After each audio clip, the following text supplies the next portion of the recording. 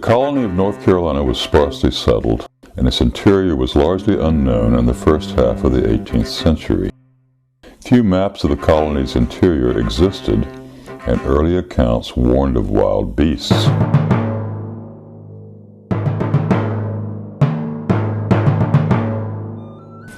Only the most intrepid settlers braved the Piedmont wilderness called the Backcountry. This northern half of North Carolina was owned by John Carteret.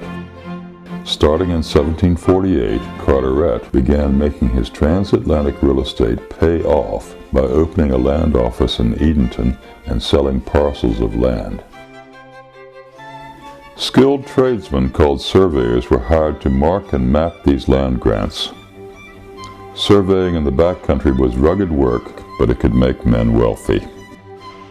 To enter a grant for land, a survey team followed creeks and Native American footpaths to locate choice areas for settlement.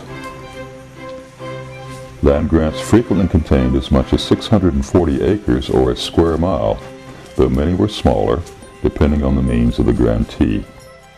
Using specialized tools, specifically a combined compass and level called a transit or theodolite, and a Gunther's chain, the surveying party carefully measured and recorded the metes and bounds of the parcel before the land agent formally issued the grant. The surveyor worked the transit and directed the chain bearers toward distant corners while counting laps and links of the chain. A chain is 66 feet in length and is divided into 100 links.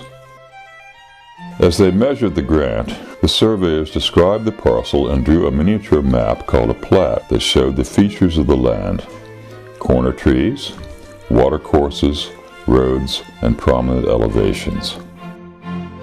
Ideally, and like pieces of a jigsaw puzzle, each plat was intended to fit together with those surrounding it to create a mosaic of properties across the landscape.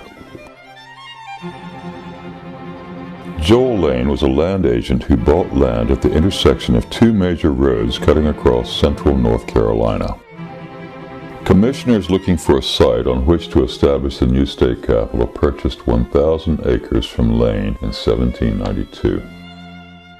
Surveyor William Christmas and his team surveyed the Lane tract into a grid of parallel and perpendicular streets with 4 small squares surrounding a great square containing the capital. Surveyors played an important role in shaping North Carolina and its new capital.